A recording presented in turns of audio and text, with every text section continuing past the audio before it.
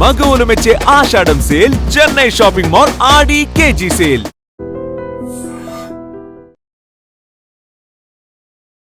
యాక్చువల్‌గా అలాంటి విషయంలోనే నేను కేసీఆర్ గారికి ఒక లెటర్ రాసాను. ఆ లెటర్‌ని కూడా బయటికి లీక్ చేశారు. కేసీఆర్ చుట్టూ దయ్యాలున్నాయి అనేటువంటి ఒక మాట కూడా వచ్చింది కదా! ఆమె దాన్ని అంటే తర్వాత కూడా ఆమె ఇంటర్వ్యూ ఇచ్చింది ఒక ఛానల్‌కి.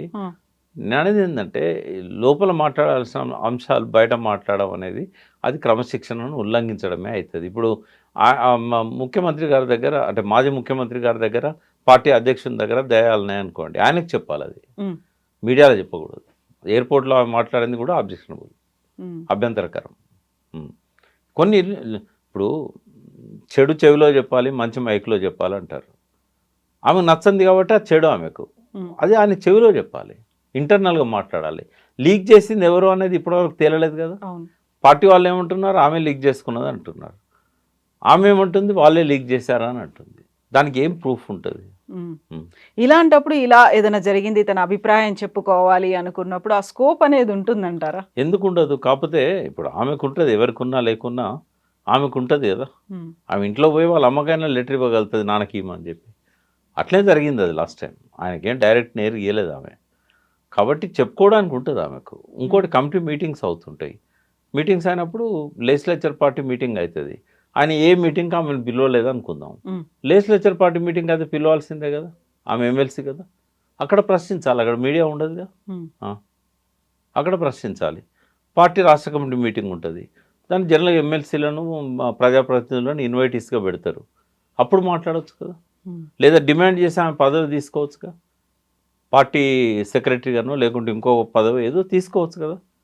నాకు వాయిస్ వినిపించుకోవడానికి ఫోరం లేదు, నాకు కావాలని చెప్పి డిమాండ్ చేయొచ్చు, కాదని ఎవరంటారు? ఇప్పుడు కేసీఆర్ కానీ పార్టీలో ఉన్నటువంటి ఇతర కీలకమైనటువంటి లీడర్లు కానీ ఈ సంఘటన జరిగిన తర్వాత ఇప్పటికీ రెస్పాండ్ అవ్వలేదు.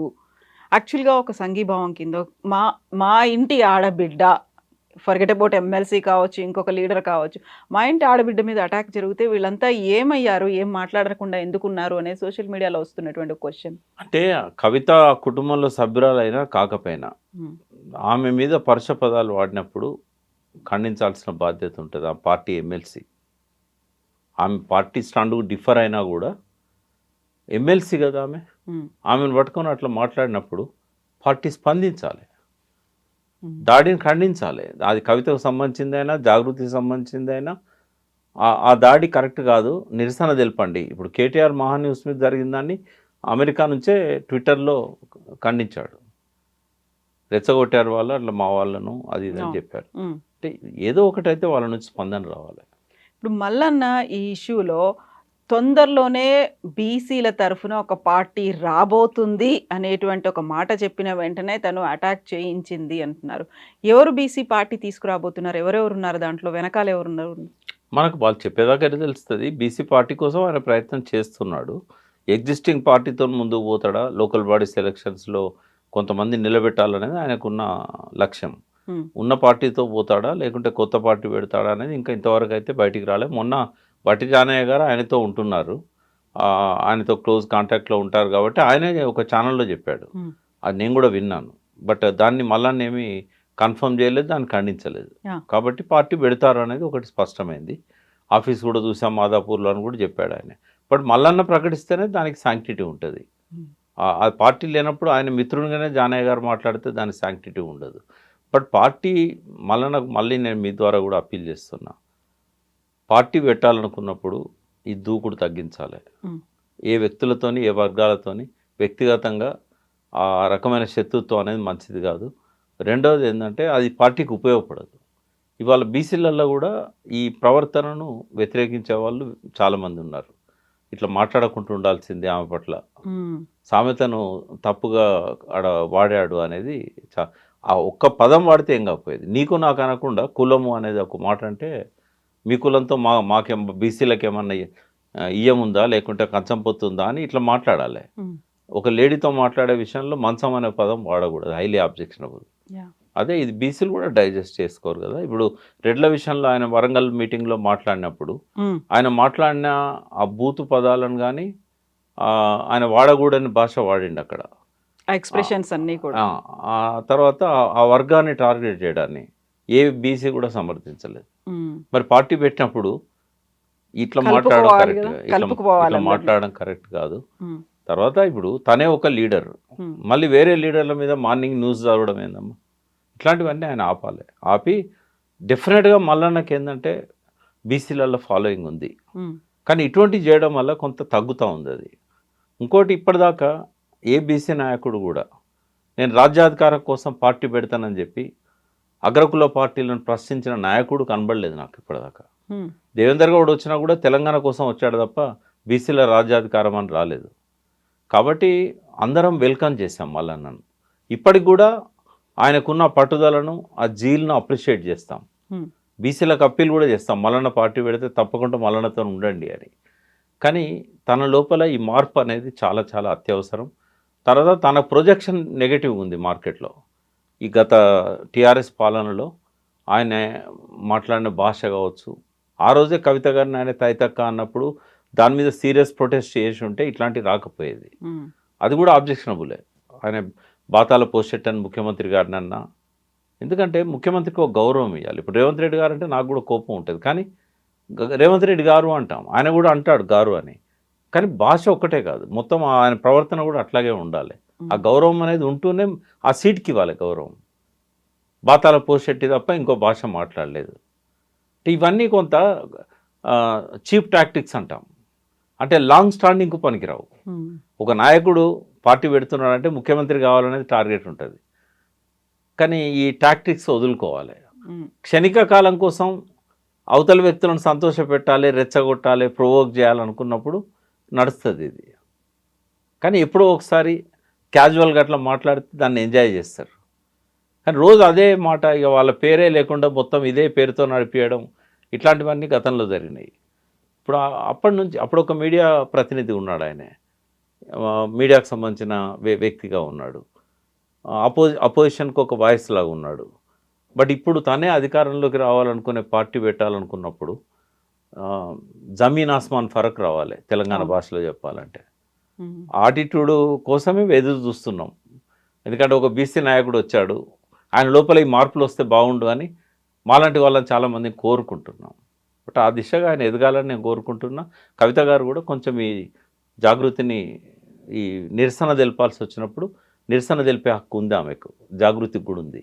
బట్ పైకి పోయి రూమ్ దగ్గర కాకుండా ఆఫీసులో ఎదుట ప్రదర్శన చేయాలి, బ్యానర్స్ పట్టుకోవాలి, బ్యానర్స్ పట్టుకొని ప్రదర్శన చేయాలి. రెండవది, బీసీల హృదయ స్పందన ఏందో తెలుసుకోకుండా ఆర్డినెన్స్ను స్వాగతించడం కానీ దాన్ని ఒక విజయం అని సెలబ్రేట్ చేసుకోవడం కానీ మాకెవరికి నచ్చలేదు.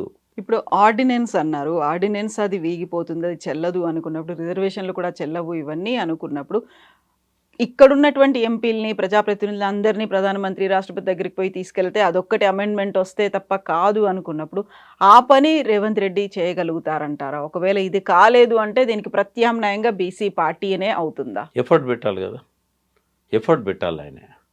ఇప్పుడు ఆయన ఇంకొకటి ఏంటంటే, రేపు ఈ డిలేకు బీజేపీ కారణం అని చెప్పి కూడా ఆయన బీజేపీని టార్గెట్ చేయొచ్చు.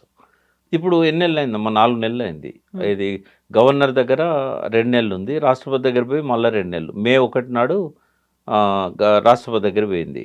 అంతకుముందు ఫిబ్రవరిలో గవర్నర్ దగ్గర పోయింది. అయితే మార్చ్ ఏప్రిల్ ఆయన పెట్టుకున్నాడు, మే జూన్ ఈయన పెట్టుకున్నాడు, ఈ ముర్ము గారు రాష్ట్రపతి. ఈ 4 నెలల్లో దీని మీద ఒక్కనాడన్నా బీజేపీ ఎంపీలను, తన ఎంపీలను వెంట పెట్టుకొని పోయి అడిగిండా ఆయన?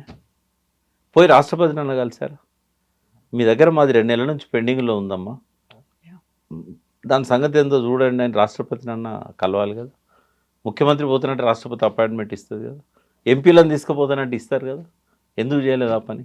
ఈ 4 నెలల కనీసం 10 సార్లు పోయాడు ఢిల్లీకి.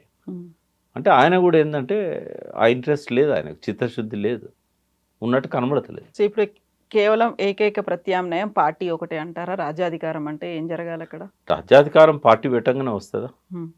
It takes time. ఏదో ఒక వర్గాన్ని కలుపుకోవాలి. ఇప్పుడు సీట్లు పెరుగుతున్నాయి, 153 దాకా అయితే కదా, 34 + 1 119 151 అంతే కదా, 17 34 153 సీట్లలో కనీసం ఒక 78 సీట్లు, 76 సీట్లు, 77 సీట్లు రావాలి. 77 సీట్లు మ్యాజిక్ రావాలి. ఫిగర్ అనేది. Magic figure. ఒక్క పార్టీగా ఏ పార్టీ కూడా నెక్స్ట్ రాదు. ఉమ్, ఇప్పుడున్న సీనరియాలో ఈ 3 పార్టీలలో కూడా ఏ పార్టీకి 77 వస్తాయనేది నాకైతే డౌటే. మంచి పోటీ బలంగా ఉంటుంది. ఉన్నప్పుడు బీసీ పార్టీ 4వ పార్టీకి వస్తుంది. ఉమ్, వచ్చినప్పుడు ఎవరితోనో ఒకరితో కలవాల్సి వస్తుంది. ఎవరితో కలిసినా అగ్రకుల పార్టీ అవుతుంది అది. జాతీయ పార్టీలు అయినా అట్లాగే ఉన్నాయి, ప్రాంతీయ పార్టీలు కూడా అట్లాగే ఉన్నాయి. కాబట్టి ఎప్పుడు కూడా పరుష పదాలు వాడడం వల్ల ఏమైందంటే డోర్స్ క్లోజ్ చేసుకోవడం అవుతుంది. ఉమ్, ఆ కోపం ఉంటుంది. పరుష పదాలు వాడకుండా ఉంటే రేపు టీఆర్ఎస్తోనే మళ్ళీ పొత్తు కలవచ్చు కదా. యా. కాబట్టి ఎప్పుడు డోర్స్ క్లోజ్ చేసుకోవద్దు లీడర్స్ అనేవాళ్ళు. లౌక్యం కావాలి. ఉమ్, ఇక్కడ ఆవేశము పనికిరాదు.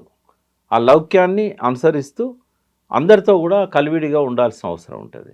ఇప్పుడు తను హరీష్ రావు గారిని, కేటీఆర్ గారిని సపోర్ట్ కోసం పోయి అడిగాడు అసెంబ్లీలో. ఆ రకమైన ప్రవర్తన ఉండాలి తప్ప ఇది కాదు. ఇద్దరు కూడా ఒకే సభలో సభ్యులు, కవిత గారు కానీ మల్లన్న గారు కానీ. అవును. అంటే ఇద్దరు ప్రభుత్వానికి వ్యతిరేకమైన దానిలోనే ఉన్నారు. వీళ్ళ మధ్య సఖ్యత ఉండాలి కానీ ముఖాలు చూసుకోలేని పరిస్థితి రాకూడదు కదా. యా. కాబట్టి సామెతలు మంచియే, సామెతల్లో బూత్ ఉండదు. సామెతలను వాడినప్పుడు అది బూత్ అవుతుంది. కాబట్టి ఆ సామెతలు వాడే విషయంలో ప్రతి ఒక్కరు కూడా దీన్ని ఒక గుణపాఠంగా తీసుకోవాలి. ఎవరు రేపు సామెతలు వాడినా కూడా మల్లన్న ఎట్లయితే దాన్ని కరెక్ట్ టైంలో, కరెక్ట్ ప్లేస్లో, కరెక్ట్ పద్ధతిలో వాడలేదు కాబట్టి ఆయన మీదకి ఇవన్నీ వచ్చినాయి. యా. రేపు ఏ నాయకుడైనా దీని నుంచి ఒక లెసన్ తీసుకోవాలి.